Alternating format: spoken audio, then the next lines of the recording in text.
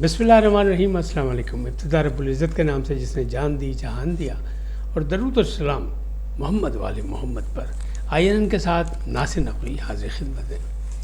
بڑی دلچسپ کھٹی میٹھی خبریں، کچھ اچھی ہیں کچھ بری ہیں، لیکن اگر اس ولاگ کو پورا دیکھیں گے تو آپ کو بہت سی چیزوں سے آگاہی ہوگی۔ عمران خان میں واپس آ رہا ہوں، یہ کیا خبر ہے؟ اس سے آپ کو آگاہ کرتا ہوں ابھی۔ اور دوسری جانب اس سے بھی بڑی بات ہے کہ نواز شریف نے عمران خان کی ضمانت مانگ لی۔ یہ کیسی کہانی ہے یہ بھی بتاتا ہوں آپ کو۔ اختر مینگل کی جگہ، سردار اختر مینگل کی جگہ وحید مراد کی گرفتاری کیوں ہوئی؟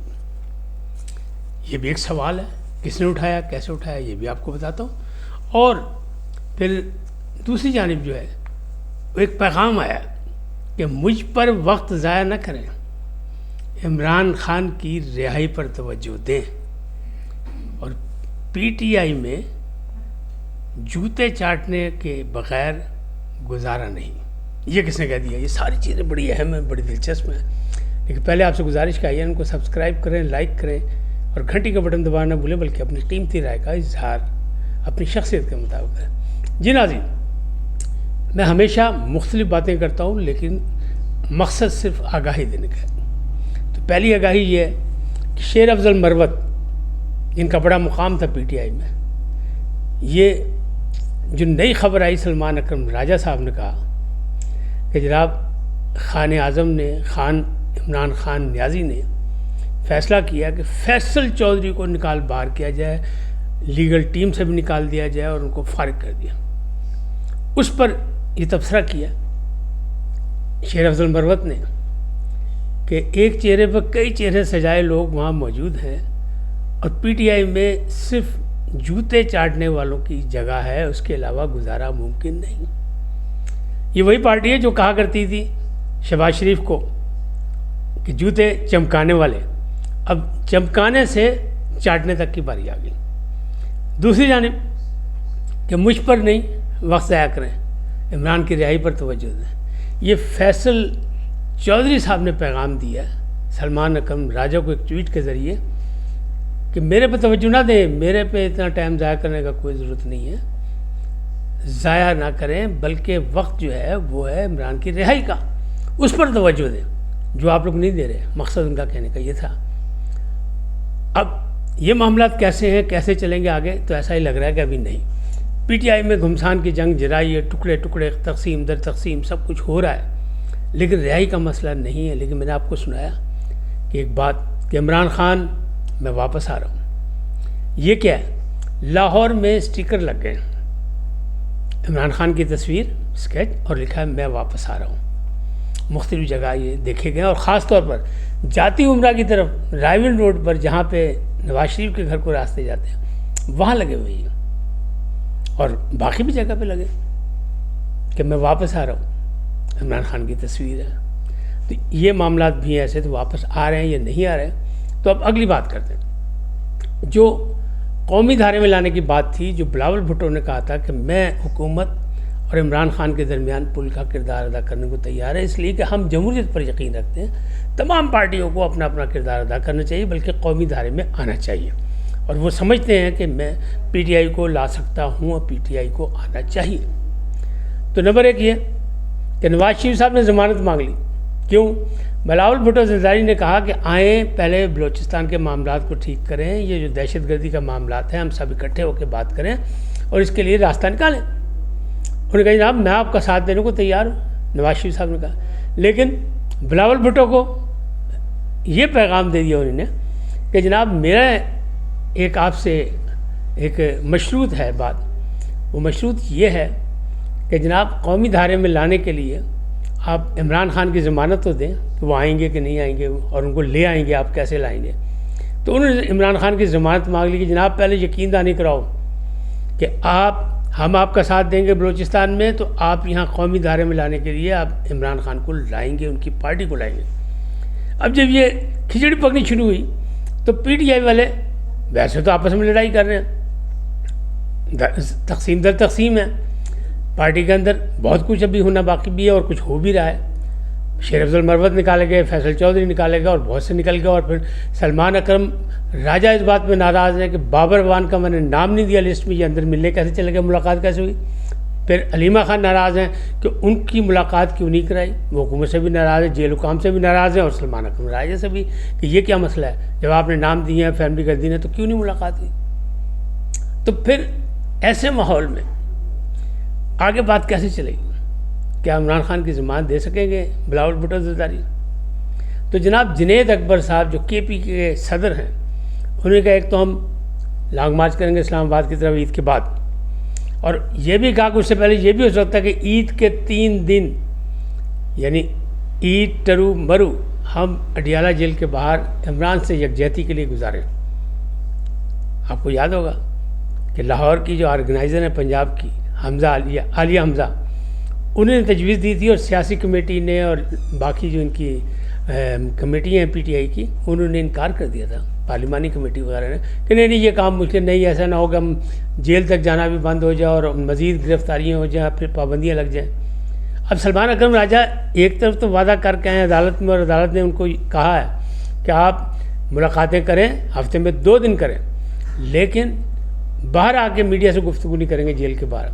دوسری طرف جنید اکبر یہ کہہ رہے ہیں کہ ہم 3 دن عید کے اڈیالہ جیل کے باہر گزاریں. ہوگا یا نہیں ہوگا، ہو سکتا ہے یا نہیں ہو سکتا، یہ صرف 2 دن 3 دن رہ گئے، باقی سب کچھ یہاں ہو جائے گا، کہاں تک ہوتا ہے. دوسری طرف بلوچستان میں اختر مینگل صاحب کل لانگ مارچ کرنے جا رہے ہیں بہت عرصے بعد. تو وہ چونکہ مارنگ بلوچ جو ہیں، ڈاکٹر مارنگ بلوچ، ان کو ایم پی او کے تحت جیل میں ڈال دیا گیا. ادھر سمی دین بلوچ جو ہیں وہ بھی جیل میں چلی گئی پھر رہا ہونے کے بعد دوبارہ، اور ان کے والد بھی لاپتہ ہیں دین جو ہیں. تو اب اس حالات میں اختر مینگل نے کہا کہ یہ موقع اچھا ہے، اور انہوں نے ایک جگہ کہا بھی کہ ہاں مجبوراً مجھے آنا پڑ رہا ہے کہ میری قوم کو میری ضرورت ہے.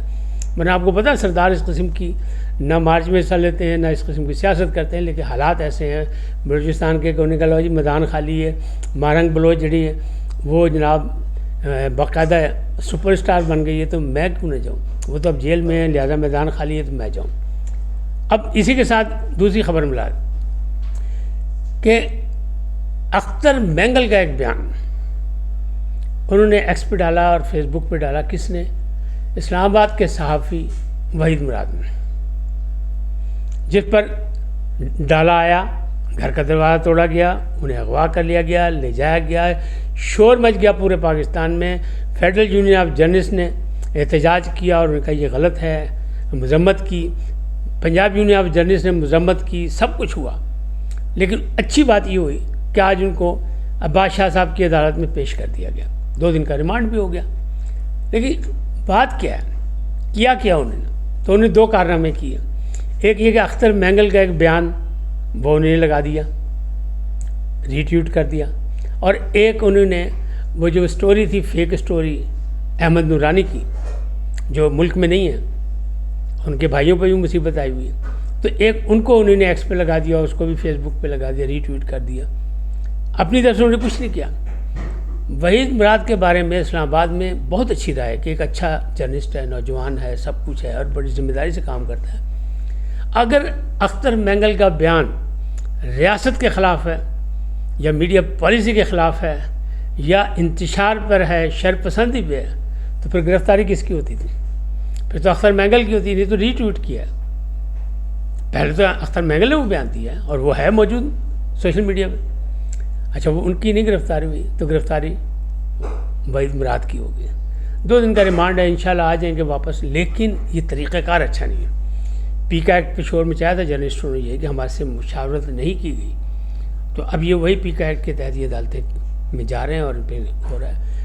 اب وہ جو صحافی ہیں فرحان ملک، ان کی ایک مقدمے جان چھوٹی تو دوسرا مقدمہ پہ ڈال دیا گیا کہ جناب وہ تو باہر کے لوگوں کو بلیک میل کر رہے ہیں، کوئی انہیں نے اپنا ایک ادارہ بنایا ہوا ہے، انہیں ٹیم بٹھائی ہوئی ہے، یہ وہ تو نئے میں.